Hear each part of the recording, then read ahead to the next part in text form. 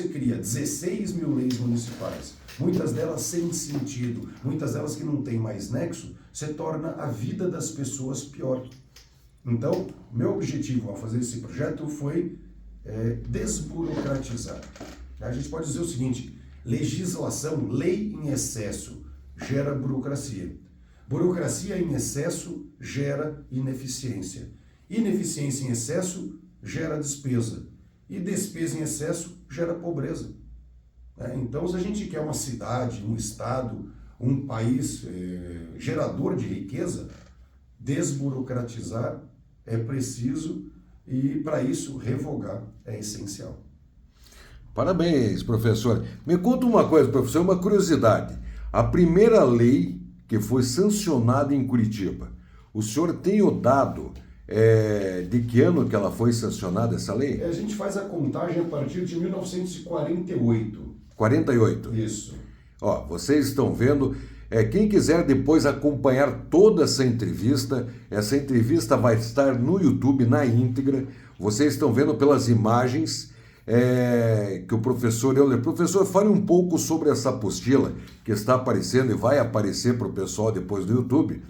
Essa apostila, ela é com todas as leis? Então, esse aqui é o projeto de lei que solicita a revogação de 3 mil leis de uma vez só. De uma vez só? Então, das 16 mil leis de Curitiba, de cara eu percebi que 3 mil não fazem mais sentido nenhum. Dá para aumentar esse número, mas o primeiro eu peguei aquelas que são absolutamente evidentes que não precisam mais existir. Essa é a grossura do projeto de lei, porque passa uma por uma. Então, vou dar um exemplo aqui, só para as pessoas entenderem o que é. Então, artigo 1º desse meu projeto de lei. Ficam revogadas as seguintes leis. Aí, olha lá. Lei ordinária número 4. Hoje nós estamos na lei 16 mil e não sei quanto. Então, lei ordinária número 4, de 3 de fevereiro de 1948, que institui a Comissão Revisora de Impostos. Essa comissão foi importante lá. Ela já não existe mais na prática, mas essa lei está em vigor. Então, ela não faz mais sentido nenhum. Ah, mas deixá-la em vigor atrapalha alguma coisa? Olha, não. Mas se alguém entrar na lista de leis de Curitiba, vai estar escrito ali que essa lei está vigorando. E pode, para quem não é especialista, pode causar a impressão de que ainda existe essa comissão que não existe mais. Então, melhor revogar, deixar claro, norma que não está mais em vigor. Aí vai, lei ordinária número 5, de 3 de fevereiro de 1948. Doação de um terreno ao Bloco Esportivo Morgenal. Eu estou pedindo para revogar. Porque já foi esse terreno, né? Exatamente, Já foi. É isso. Esse terreno já foi doado. Morgenal já recebeu. A Sociedade Morgenal já recebeu.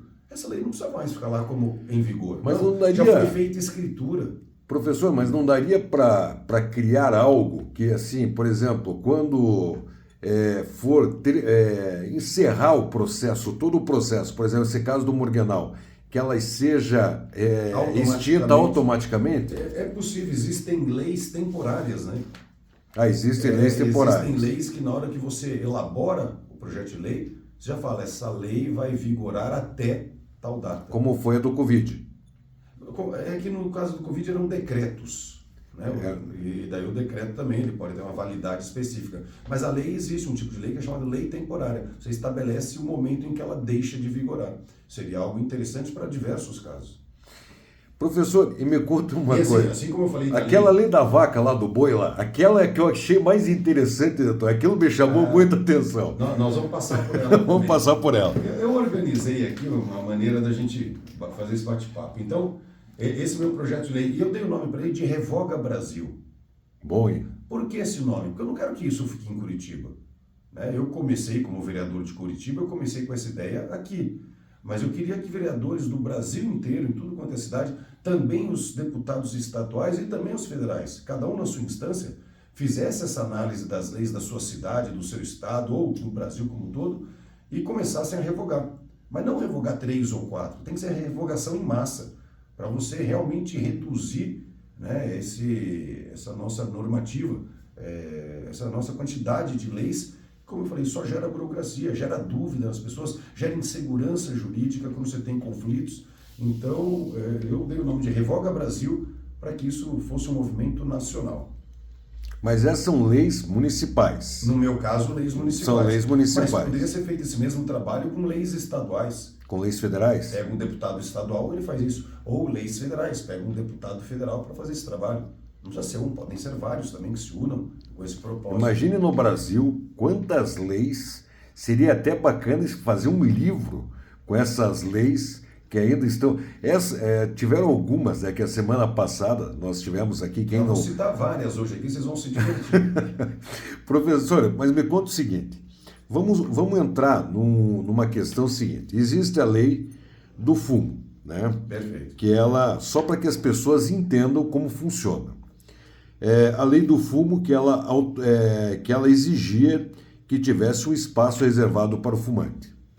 Aí veio uma lei que ela proíbe o fumar em locais públicos e lugares fechados. Isso mesmo. Beleza. Então essa lei que ela é depois, né, dessa lei que autorizava o fumo, ela não revoga automaticamente essa lei anterior? Então, vamos lá.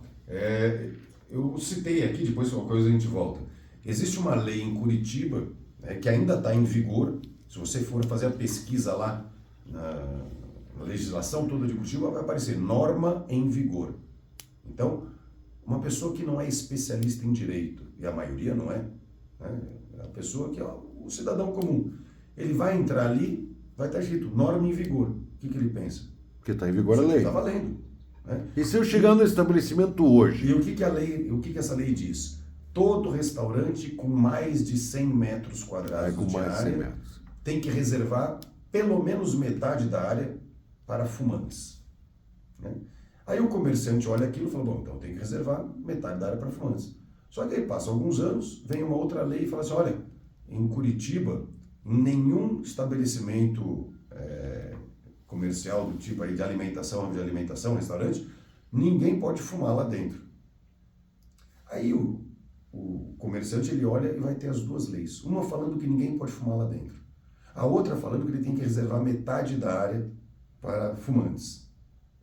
Ele fala, e agora? Preciso cumprir as duas? Né? Porque uma fala que ninguém vai fumar. A outra fala que eu preciso reservar metade da fumante. Uma parece conflitar, de certa forma, com a outra.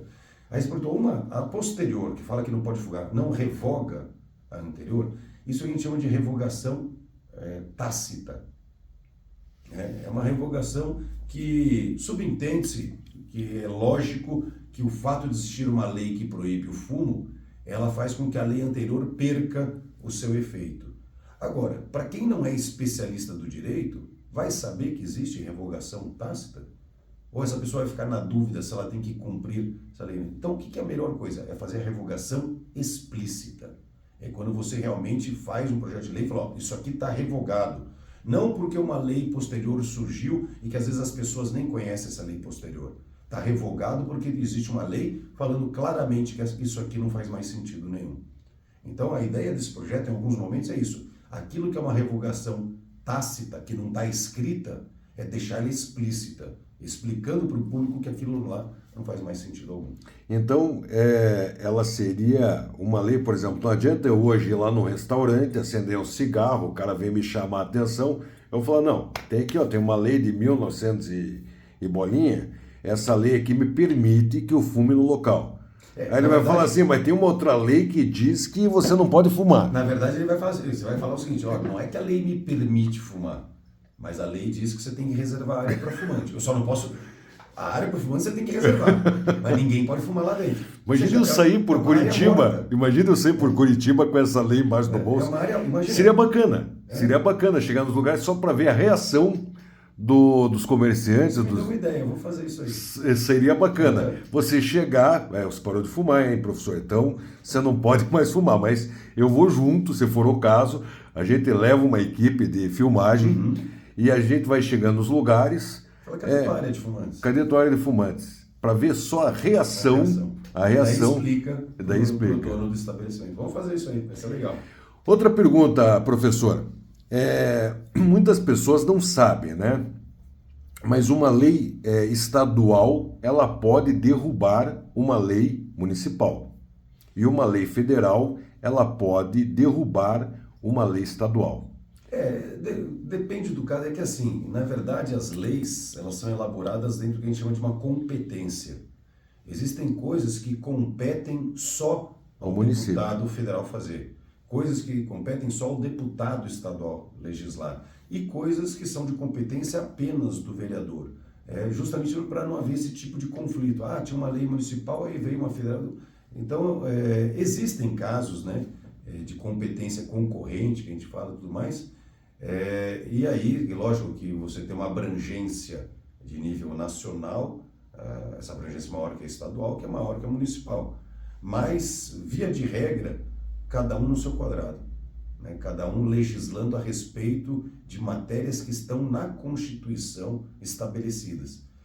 Então, ele estabelece qual é a competência federal, né, para os deputados e senadores, estabelece quais são as competências dos vereadores em municipal, e é curioso, para os deputados estaduais sobra o que a gente chama de competência residual. O que não é para o deputado federal fazer, nem para o vereador fazer, o que sobra é do deputado estadual. E faz sentido, né? Porque onde é que as pessoas moram? As pessoas moram na cidade. Então a legislação municipal é muito importante para as pessoas. E a unidade, né, de todo o país é a nação. Então o deputado federal com as leis federais também faz muito sentido o que vai se legislar a respeito. O Estado é uma criação abstrata. O Estado do Paraná, o Estado de São Paulo, é uma criação, na verdade, abstrata, que existe, mas poderia até não existir. Então, por isso, a legislação, a competência residual de legislar é dos deputados estaduais, é o que sobra. Hoje, professor... Não desmerecendo de forma alguma, mas Sim. É uma organização da nossa Constituição. Professor, hoje o que mais revolta a população, né, é a população no modo em geral, no Brasil, em todos os municípios, estados, mas em Curitiba, que nós estamos mais próximos à população, e o que revolta é a questão das multas, né? Com 40 pontos eu perco minha carteira. Antes era 20 pontos, que não dava nem para você sair na esquina, e em Curitiba, muito menos. Você saía da esquina, já perdia a carteira. Nós temos o CETRAN, que é um órgão municipal de trânsito. O CETRAN não poderia criar uma lei para o motorista de Curitiba, para dentro da cidade de Curitiba? Então, essa que é a grande questão que eu quero chegar, porque o CETRAN, temos o DETRAN e temos o nacional, o COTRAN. Então, o que acontece? A lei dos 40 pontos, na gestão do governo de Jair Messias Bolsonaro, ele aumentou para 40 pontos. Eu acho que foi uma das coisas que ele fez que mais chamou a atenção da população, foi essa questão dos 40 pontos.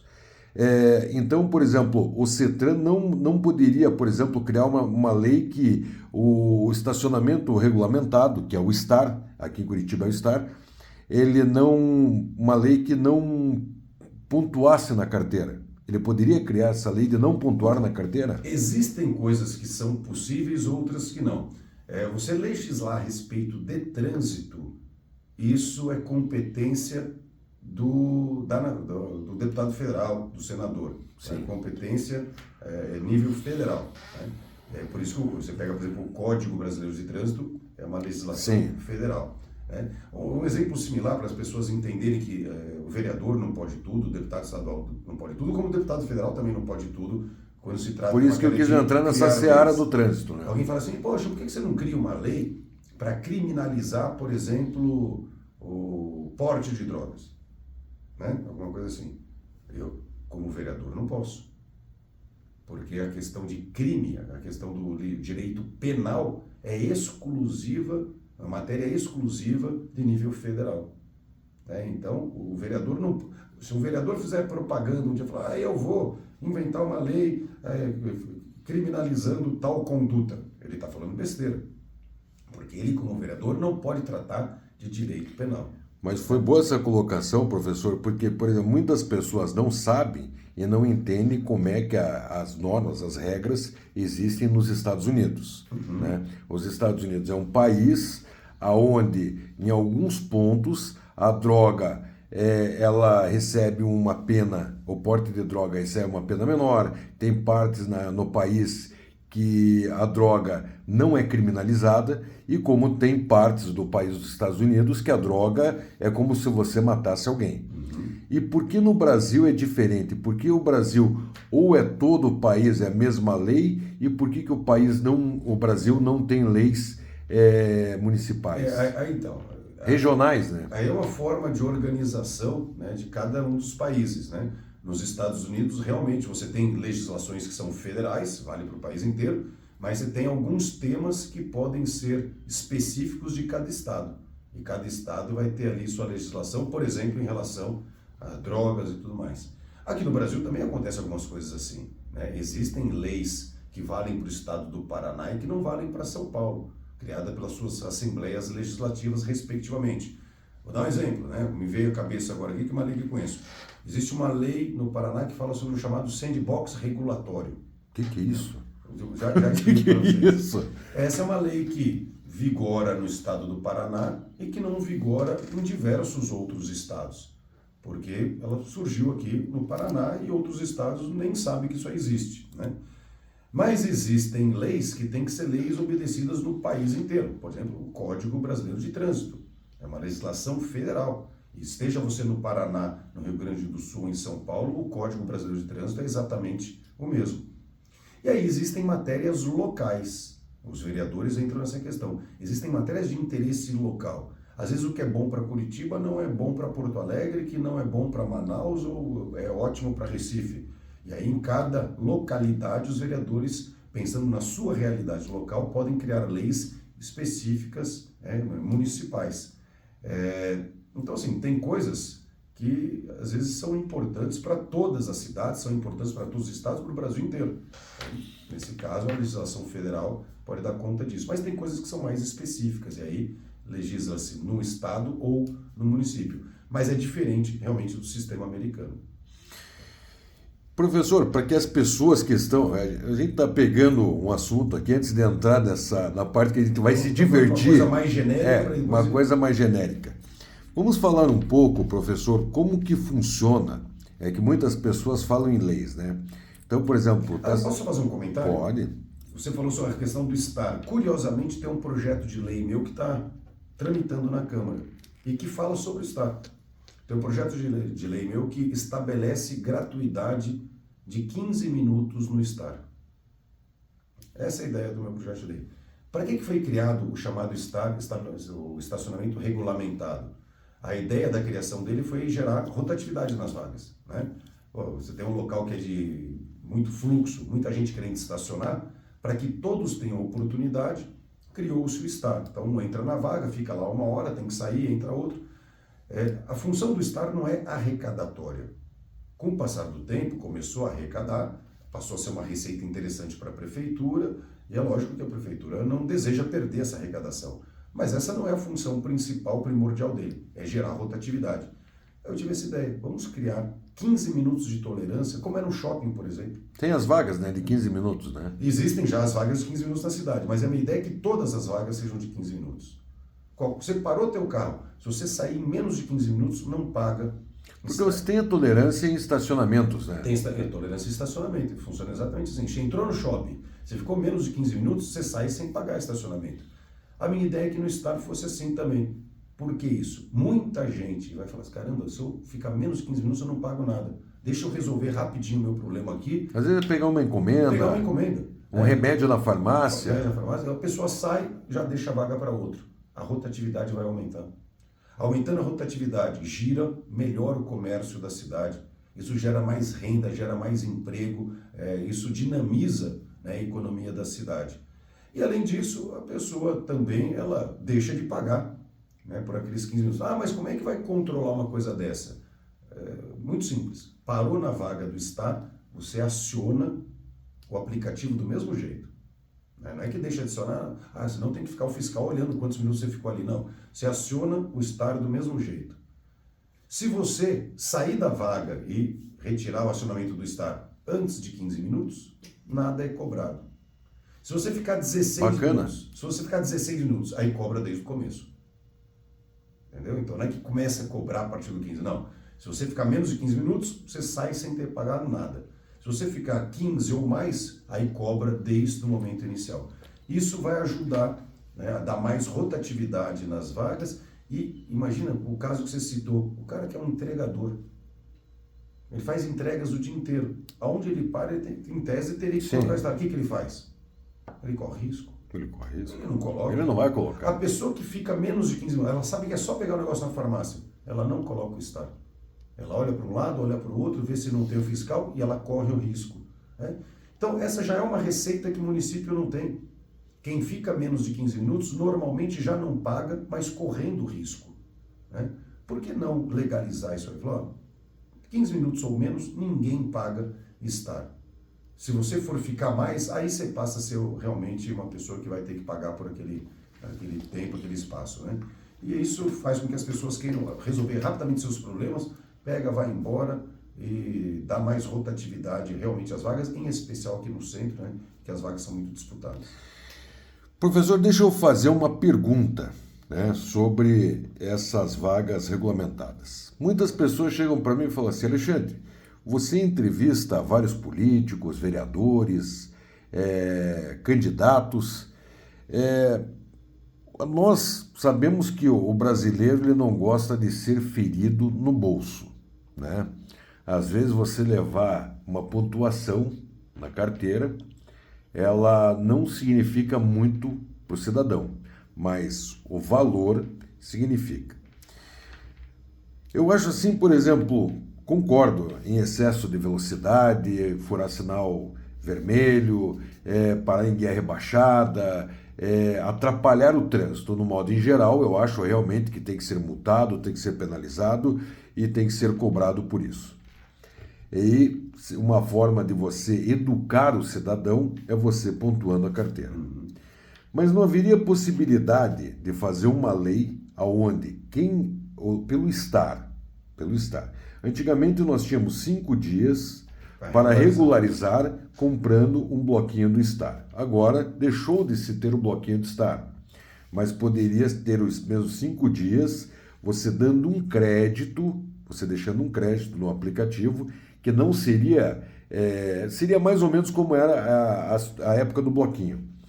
E você teria esse crédito, como você ganhava o bloquinho, você pagava ali, tinha que comprar um bloquinho para regularizar, você tinha 5 dias.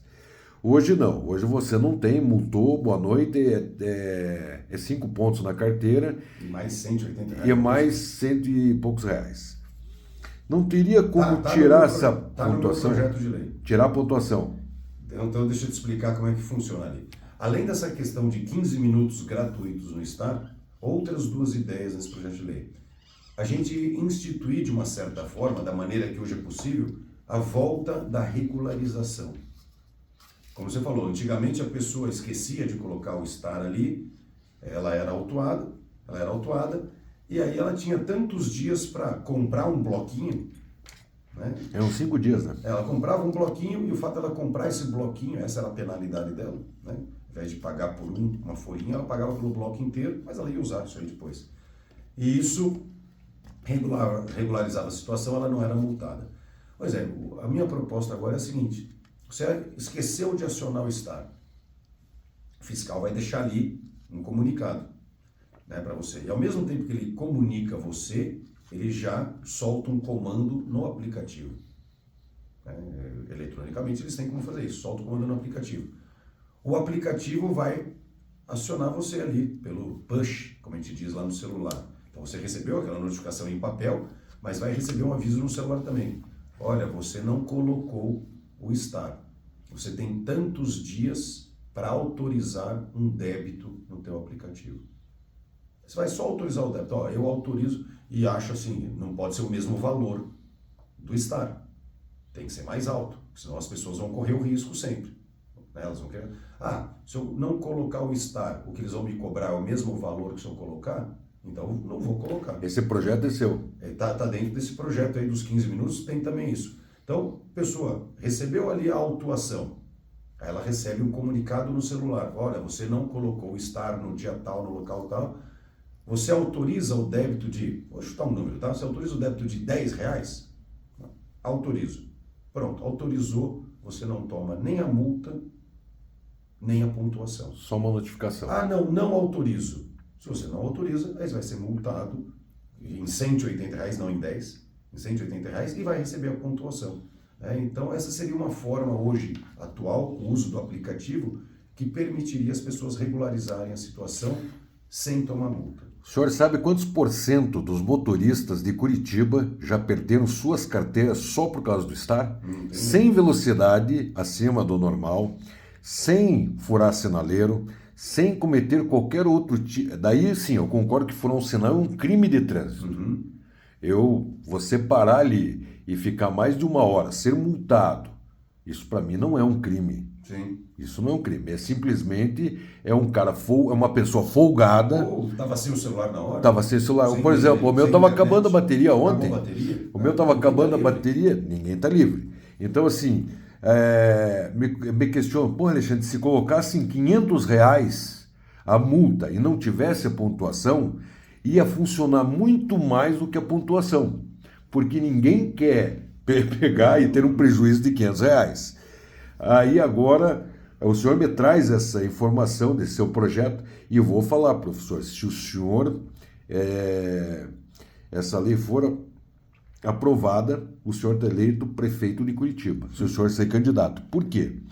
Nós temos hoje são 32,69% das pessoas que perderam a carteira por causa de falta de regulamentação do estacionamento nas vagas das ruas de Curitiba. Então, assim, e hoje nós temos uma população, a gente chama de a frota de Curitiba, né? A frota de Curitiba ela é muito grande, né? Nós temos em Curitiba hoje, a última informação era 645 mil carros. É grande, hein? Uma população que hoje, eu acho que porque dá 1,3 carros por pessoa, né? Per capita, esse é o cálculo, né? Aquelas que dirigem. Porque todo mundo tem hoje dentro de casa, né? Tem muita gente que tem 3 carros. O cara gosta de carro, ele tem 3 carros. Tem cara que tem 10 carros, né? Esse cálculo ele é feito dentro do Detran no nome de quem estão os carros. Então, por exemplo, você pega uma loja de carro, às vezes está no nome da pessoa, estão 20 carros. Então não tem ainda essa... Mas vamos falar que fosse hoje... Em relação a essa 30%, hoje nós estaríamos falando em mais de 90 mil pessoas que seriam beneficiadas com essa nova lei. Eu já perdi minha carteira por causa do estar. Eu tinha um restaurante na Barão do Rio Branco, perto da Câmara Municipal, ali do lado da Vox. Tinha Vox antigamente. Meu restaurante era do lado da Vox. E eu chegava ali rapidamente, 9 horas da manhã, 8h30, eu trazia verdura, eu trazia tal, chegava ali, parava, ia descarregar o carro. Para depois dar volta na quadra e levar o carro no estacionamento. Só que chegava no momento que vinha o carregamento da Coca-Cola. Eu tinha que receber aquele carregamento, eu não tinha como sair ali para dar volta na quadra e levar o carro no estacionamento. Porque o pessoal da Coca-Cola... Eu também não podia prejudicar o trabalho deles. Aí vinha o cara da carne, vinha o cara do açougue. Quando eu via, a mulher estava me multando. Só que a partir da hora que ela começou a escrever, ela não revoga. Ela não pode parar, ela vai até o final. E ali foram... Tanto que eu me desfiz do restaurante pela quantidade de multa que eu levava. E não tinha outra, eu não podia, porque você vai chegar meia hora antes, 1 hora antes. Não existia isso. Hoje nós temos, junto agora, até falando aqui, agora é o cidadão com o profissional falando com o vereador. E isso nós já debatemos várias vezes com outros vereadores, que é o caso nós da imprensa. Vamos supor, nós estamos aqui agora. A gente recebe aqui, eu recebo a informação que tem um homicídio, ou um atropelamento, ou uma invasão num terreno, qualquer outra notícia, eu recebo lá no Boa Vista, que está acontecendo agora. Daqui, para eu chegar até o Boa Vista, eu vou demorar mais ou menos uns 40 minutos com esse trânsito maravilhoso que está em Curitiba, é um trânsito que anda, é um fluxo de carro assim maravilhoso, as pessoas batem a seta, elas entram, abrir o sinal, elas arrancam, ninguém fica olhando para o celular enquanto abre o sinaleiro, é um trânsito assim exemplar, o trânsito de Curitiba. Eu demoro 45 minutos. Aí nós, através do sindicato da comunicação, dos radialistas, dos jornalistas, nós estamos buscando o quê? Alguém que nos represente dentro da Câmara Municipal, trazendo um projeto, né, que a imprensa, não quem se diz radialista, nem quem se diz da imprensa, pessoas sindicalizadas ou com contrato assinado com algum meio de comunicação que seja nos autorizado a não pagar estar. A não pagar estar, por quê? Nós vamos fazer uma matéria, nós vamos fazer uma cobertura. Por exemplo, o prefeito Rafael Greca, junto com alguns vereadores, vão inaugurar uma obra. Todos eles chegam de carros oficiais. Carro oficial, a gente sabe que não vai ser multado. Ele vai receber ali a multa, mas depois eles vão conseguir, de uma forma ou outra, justificar porque o carro estava ali, que era no evento da prefeitura, bababá, bababá. E nós não, nós temos que chegar ali, nós temos que deixar o carro, fazer a cobertura da matéria, dessa inauguração, desse evento, e nós ainda temos que pagar o estar. Aí nós queremos poder usar não as canaletas de expresso, mas sim as faixas exclusivas para ônibus, que é para a gente andar rápido. Já aconteceu de vários repórteres, vários comunicadores chegarem ao local do crime ou um outro tipo de local para fazer uma cobertura e já ter acabado, porque foi demorado muito tempo para chegar até lá. E hoje, tudo que acontece é divulgado através do quê? Da imprensa. Somos nós que ajudamos a divulgar o seu trabalho, o trabalho do prefeito, o trabalho de um secretário, Então, o que acontece? Nós queremos o quê?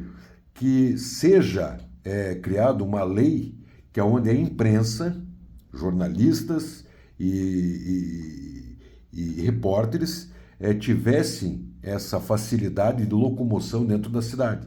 Porque muitas vezes... facilitar o trabalho. Então eu acho, não sei se é possível... É matéria para ser estudada. É uma matéria para ser estudada. Professor, mas... Deixa eu só complementar aquela questão. Isso que eu ia voltar a falar do estar. Do estar. Quer ver uma outra coisa? E está junto nesse projeto de lei. A pessoa que tem moto, onde que ela pode parar e estacionar hoje a moto dela? Não tem as vagas de moto? Tem as vagas de moto, né? Tem as vagas de moto e é só lá que ela pode estacionar. Ela não pode parar na faixa normal de carro? Não pode. Por isso que agora se desenharam esse quadradinho? Porque só cabe o carro? Onde cabe o carro é legal para que as pessoas, os folgados, não ocupem 2, 3 vagas, né? Acho legal essa ideia de você ter vagas meio demarcadas. Camboriú funciona muito bem isso aí, né? Eu não sabia, a moto não pode parar numa vaga. Moto não pode parar em vaga normal. Se parar é multado. Se parar é multado. Então pensa o cara que faz entrega de iFood, o cara que faz entrega, como é que esse cara faz? Eles param em cima da calçada, na portaria do prédio, na frente. Vai ser multado. Também? Também. Não pode parar na calçada. Eles não podem? O entregador de pizza? Não pode parar na calçada. De noite, se ele estiver entregando uma pizza, passar uma viatura, ele pode ser multado. Ele não pode parar na calçada, ele não pode parar nas vagas de carro, ele só pode parar na vaga de moto, que são aquelas específicas. Toda quadra tem vaga de moto. Eu não sabia, não. Não. Então, se esse cara vai fazer entrega num prédio... Eu não sabia. E naquela quadra não tem vaga, ele não pode parar ali. Então, o meu projeto de lei também estabelece que as motos poderiam parar em quaisquer vagas. Não só na vaga exclusiva de moto. Ou seja, perderia sentido ter aquela vaga exclusiva de moto, elas poderiam parar em qualquer vaga.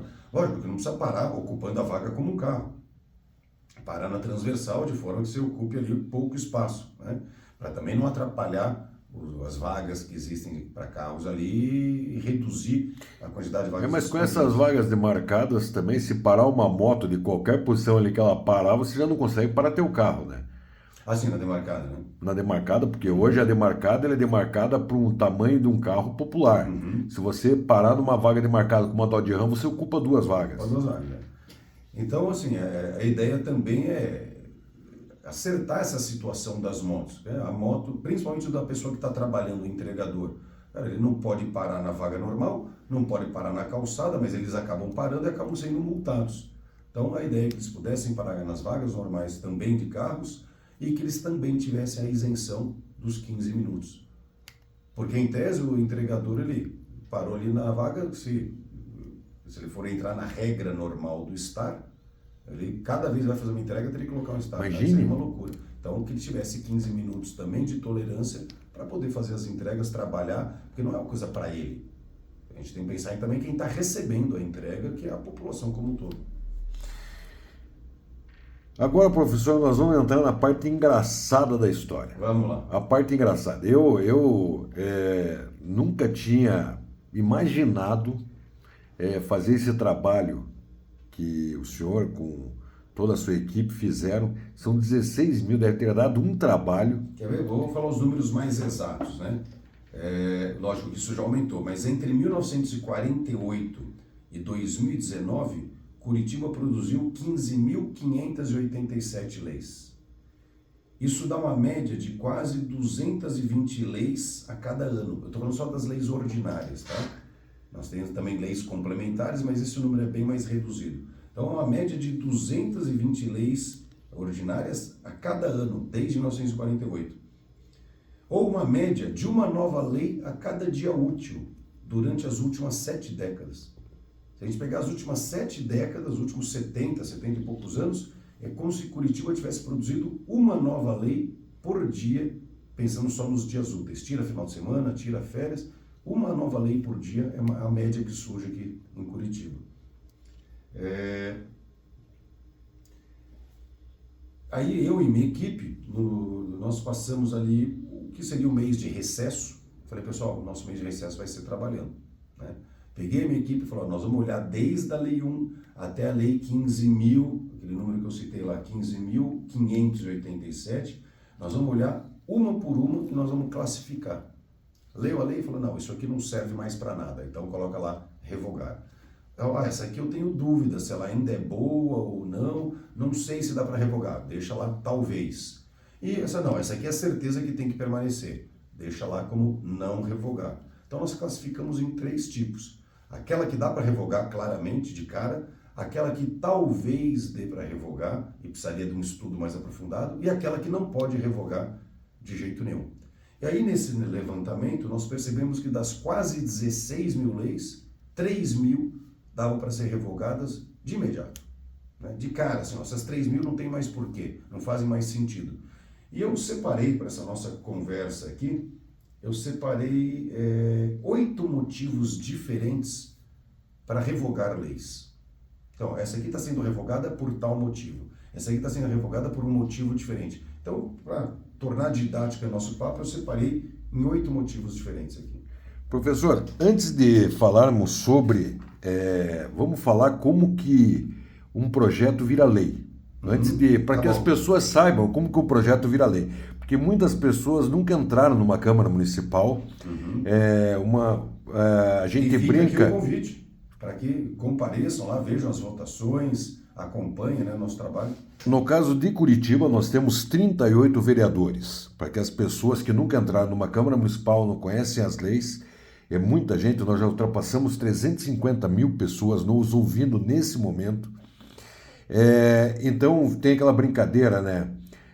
Em discussão, em aprovação, votar, tal, aquele negócio assim, mas não é bem assim. Por exemplo, o professor Euler, ele é um dos 38 vereadores. Se ele levar um projeto bacana, o projeto mais interessante do planeta Terra, e ele não tiver o apoio de outros vereadores, e outros vereadores pegarem e falarem assim, não, essa lei aí do Euler não me interessa, essa lei aí não interessa para o município, mas a lei é maravilhosa. Se for uma lei top, uma lei 100%, e não entrar no gosto, pode ser para a população, 100% da população gostar, e 80% dos vereadores não gostarem, essa lei ela não é aprovada, né, vereador? Isso aí. E às vezes acontece, aí é a parte, vamos dizer assim, ruim da política. Você coloca lá um projeto de lei, aí outros vereadores falam, se esse projeto de lei se for aprovado, isso vai dar notoriedade para o para quem propôs. A inveja. Isso vai deixar esse cara famoso. A inveja. Ele vai crescer. E aí reprovam, não sei se é bem inveja a palavra, mas é para não deixar o outro crescer, entendeu? Então uma coisa que eu sempre falo, cara, as coisas têm que ser, lá na Câmara tem que ser impessoais. Eu não tenho que olhar a capa do projeto para ver quem é o autor.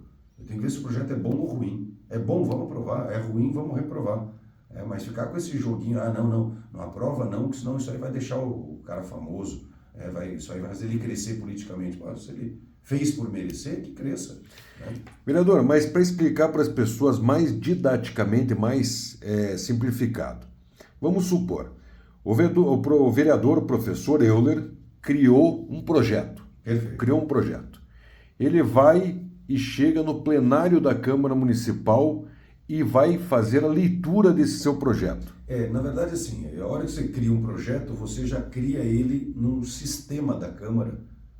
Que hoje já é ecossistema, né? Que antigamente era feita a leitura, né? Então você tem um sistema de proposições legislativas. É um site, vamos dizer assim, da Câmara, no qual os vereadores têm acesso e têm os recursos ali para criar o projeto de lei. Você criou o projeto de lei, você protocola ali. Automaticamente esse sistema vai mandar o projeto de lei para o caminho correto dele dentro da Câmara. Então ele passa, por exemplo, por um setor que é a biblioteca. O que é a biblioteca? Ela vai olhar esse projeto de lei e ver se já não existe uma lei similar. Porque se já existe uma lei tratando do mesmo tema, ele já indica, já existe lei similar tratando isso aqui. Depois isso vai para a Procuradoria Jurídica, vamos dizer assim, são os advogados de dentro da Câmara, que eles vão analisar aquele projeto para ver se não existe nenhum vício naquele projeto. Ele é inconstitucional ou não, né? Existe um vício de competência, é um tipo de projeto que tinha que ser sido feito não por um vereador, mas por um deputado federal. Eles vão analisar esse tipo de coisa. Depois ele começa a ir para as comissões. Então vai passar primeiro pela CCJ, que é a Comissão de Constituição e Justiça, em que vai ser analisada a legalidade e a constitucionalidade daquele projeto. Aquele projeto é legal? Fere alguma outra lei ou não? Aí esse projeto fere ou não a Constituição? Se ele estiver dentro da legalidade e da constitucionalidade, ele vai adiante e aí passa pelas comissões temáticas. Um projeto ele pode falar de educação, de saúde, de transporte público. Então, existem comissões específicas para cada um dos temas. Então, tem a comissão de educação, tem a comissão de saúde, tem a comissão de serviço público. Então, dependendo do teor da matéria do seu projeto, passa por alguma comissão, ou às vezes mais de uma comissão temática. E só depois de tudo isso, que ele passou por esse caminho todo, ele está pronto para ir a plenário. Aí quando ele vai a plenário, aí tem a discussão. O vereador que propôs o projeto vai defender a ideia dele. Outros que podem não concordar vão mostrar argumentos contrários. E aí, no final das contas, forma-se um consenso a favor ou contra o projeto. Favor. A questão da leitura existe ainda. Existe ainda. Quando eu protocolo um projeto, é mandado também um comando direto ali para o que seria o DEPROLE, que é o Departamento de Processo Legislativo.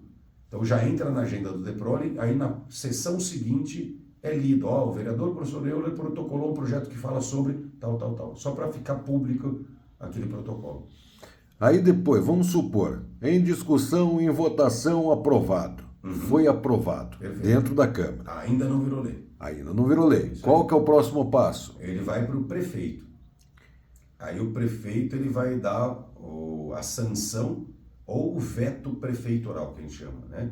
Então ele pode sancionar. A hora que ele sancionar, aquilo que era um projeto de lei, que foi aprovado pela Câmara, nesse momento da sanção do prefeito, vira lei. Mas ele pode vetar. Ele fala assim, não, eu, prefeito, não concordo com esse projeto de lei. Não concordo com ele na íntegra, que é o veto total, ou não concordo com essa parte. Ele faz o veto parcial. Quer dizer, tem que fazer uma retificação. Ele vai vetar, esse artigo aqui não dá. O resto, ok, mas esse artigo aqui eu estou vetando. Depois que se o prefeito aprovar... E se ele vetar, tem como tentar revogar esse veto dele? Isso aí. Então, se ele sancionar, virou lei, acabou, morreu o processo ali. Se ele veta total ou parcialmente, o projeto volta para a Câmara Municipal. Volta para o plenário. E aí o plenário vai ter que ratificar o veto do prefeito e falar, não, concordamos com o veto do prefeito e o projeto realmente não vai prosperar. Ou você pode derrubar o veto. Se os vereadores não concordarem com o veto do prefeito, eles derrubam o veto do prefeito e aí, nesse momento, o projeto vira lei.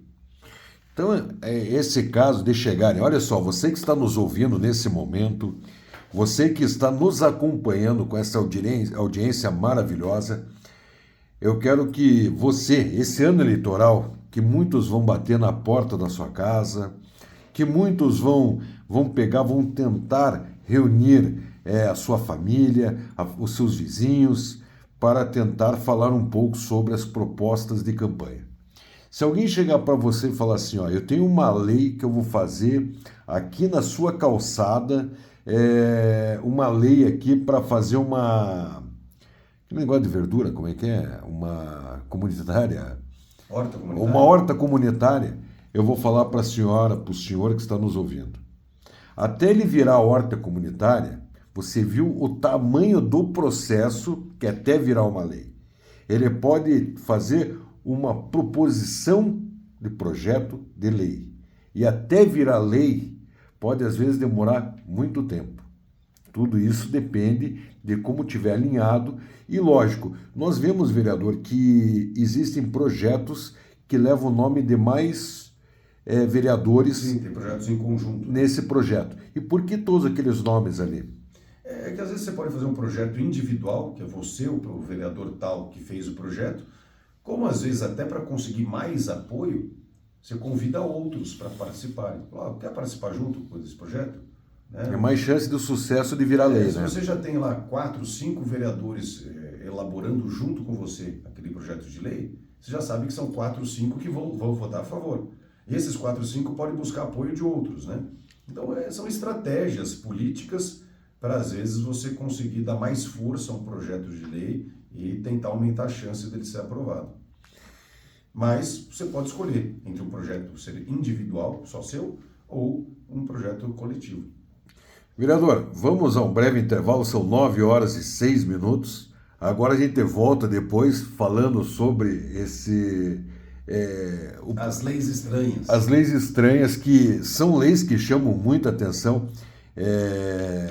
E o vereador Euler, eu queria fazer, depois das eleições, né, professor, eu queria até lhe convidar para que nós fizéssemos um programa, onde o senhor apresentasse esse programa, falando sobre só leis. E trazer realmente, toda semana, nem que fosse um programa de um dia por semana, trazendo o balanço dos projetos e das leis que estão dentro da Câmara Municipal. Eu acho que isso seria muito bacana. É um grande informativo para toda a população. Eu acabei de ter essa ideia de ter esse programa, porque muitas pessoas pensam, mas não tem um projeto tal, não tem um projeto tal. Por exemplo, tem tanta gente pedindo... A gente pode fazer o boletim semanal da Câmara Municipal. Bacana demais. Vamos a um breve intervalo e já voltamos com o vereador, professor Euler, que está... Olha, esse programa está imperdível, é um programa maravilhoso. Nós estamos agradecendo principalmente a presença do professor Euler. Estamos praticamente batendo todos os recordes de audiência da rádio até hoje, desde o início da rádio. E, lógico, com um assunto tão interessante e as pessoas... mandando aqui mensagens, tem pessoal da Fazenda Rio Grande, Porto Alegre, São Paulo, Curitiba, aqui é Sítio Cercado, Boqueirão, Xaxim, Pilarzinho, Boa Vista, é o pessoal... E se o pessoal está gostando, vai melhorar agora, hein? Vai melhorar. Agora é que vem a parte boa mesmo, depois do intervalo, a gente vai falar sobre leis que vocês vão, inclusive, se matar de dar risada. Então, daqui a pouco, vocês não percam depois, vai dar... 3, 4 minutinhos, nós estamos de volta já trazendo as leis mais confusas e engraçadas da nossa cidade.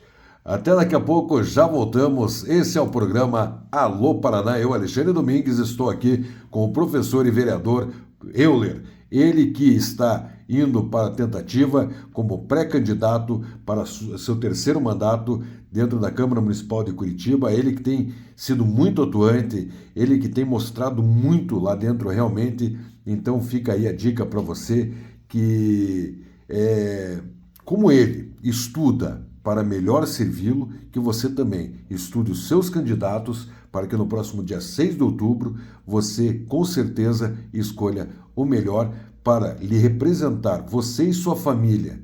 Talvez esse representante que você vai escolher é aquele que vai representar a sua família com a segurança, com a educação, é aquele que vai representar a sua família em todos os setores da sua cidade.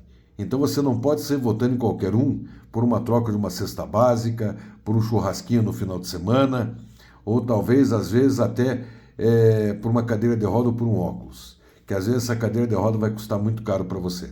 Então, pense bem, conscientização, isso eu falo em toda entrevista que eu tenho aqui com um pré-candidato, que você tem que escolher o melhor para te representar e representar a tua família dentro da Câmara Municipal de Vereadores. Alexandre, posso só aproveitar? Pode. Quem quiser conhecer um pouquinho mais do meu trabalho, um pouquinho mais da minha história, faço questão que as pessoas conheçam antes de escolherem, né? Sim. Eu vou deixar o meu contato nas redes sociais. Qual é o seu Então, contato? seja Instagram, Facebook, até TikTok. Você tem TikTok, professor? Eu uso pouco, mas eu tenho TikTok. Preciso começar a usar mais, porque é uma ferramenta interessante. Mas em todos eles é arroba, né? A gente colocava arroba, Professor Euler. Euler se escreve exatamente como fala, E-U-L-E-R. Às vezes a pessoa coloca 2 L's, não, é um L só. E-U-L-E-R, Euler. Então, Professor Euler, você vai me encontrar em todas as redes sociais. Eu vou ficar muito honrado se você puder acompanhar o meu trabalho por lá. Ele que é professor há mais de 30 anos nos cursinhos positivos, ele que dá aula de física.